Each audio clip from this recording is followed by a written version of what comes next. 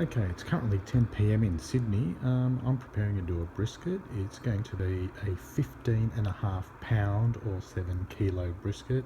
I've got my Weber barbecue set up, ready to go with a snake method. Now it is 10 o'clock at night. I'm expecting this to take well in excess of 12 hours. I'm aiming for probably somewhere between 15 and 16, perhaps more. It is for dinner tomorrow night. Dinner is going to be at about 6:30 p.m. So we want a good cook time plus a good 3 to 4 hour resting time. Weber is set up in the snake method. I'm about to light that up. Got my pan in there ready to put hot water in there, hot boiling water to keep the moisture in the meat.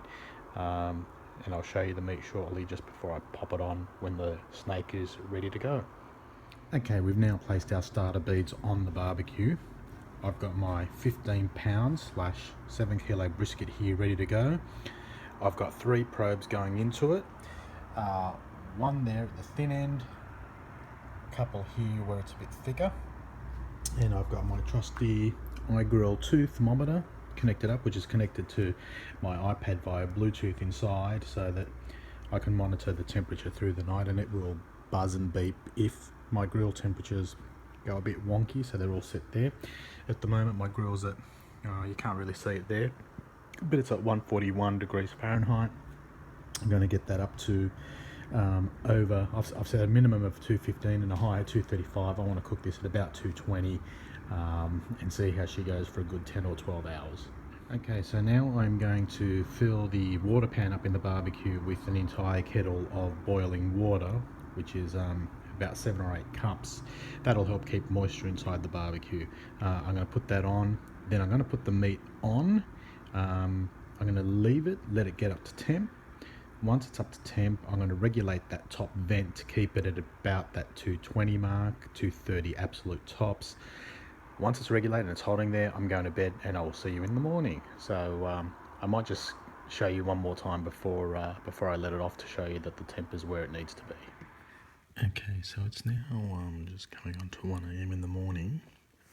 We've been cooking for about 2 hours, and I just want to show you what the iGrill app shows and says now.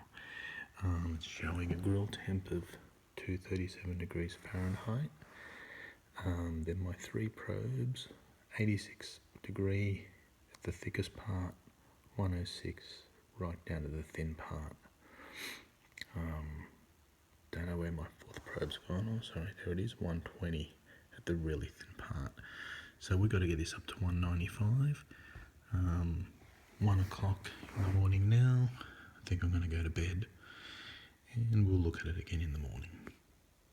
We'll let it go for about 6 hours, I think. 7:30 in the morning. So I put this 7 kilo brisket on at 11 p.m. last night. Got my iGrill thermometer watching it.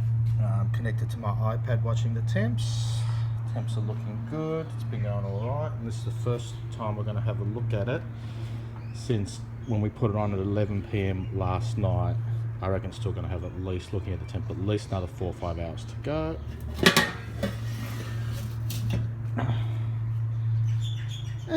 Looking all right. Yeah, it's got the brisket wobble, so it's getting soft and tender. So that's a good sign. Got 3 probes going into it, measuring temperature. And as far as the snake is concerned, we have used half of the barbecue snake, so it's still got at least 8 or 9 hours of heat bead temperature left. Okay, it's almost 1 o'clock, so this has been on for 14 hours, and I reckon it's looking pretty good. I'm going to take it off and let it rest for about 4 to 5 hours, and it should be really soft and tender, but you can see it's virtually just falling apart. It's soft as. Pull test, which the kids have already done, but oh, hot. Yeah, tastes good. Falls apart.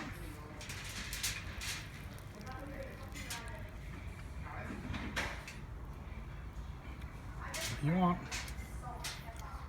So just for the record, I did half a barbecue of snake, 3 high, 2 wide, And after 14 hours, there is that much still to go. So I reckon there was another 3 hours at least cooking time left in those beads, because those ones there are still red hot, and there's quite a bit of black ones here that haven't even lit yet. Alright, well actually I've started cutting the rolls for everyone to make the roll, brisket roll.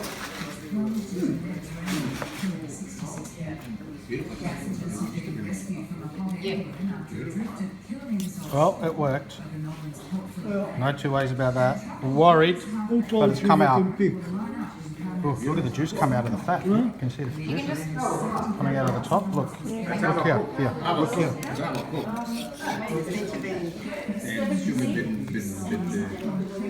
No, it's not meant to be big. No. It's supposed to be firm. Juicy, soft, rolling apart. Nice. Got smoke ring too. Oh, yeah, smoke ring is nice. And that works really well in the slow cooker, really well. So you do it for like 10 hours on slow, then you take it out, then you shred, and you put it back in with the barbecue sauce, and then go for like another hour or 2 hours, and then it's ready. And I buy the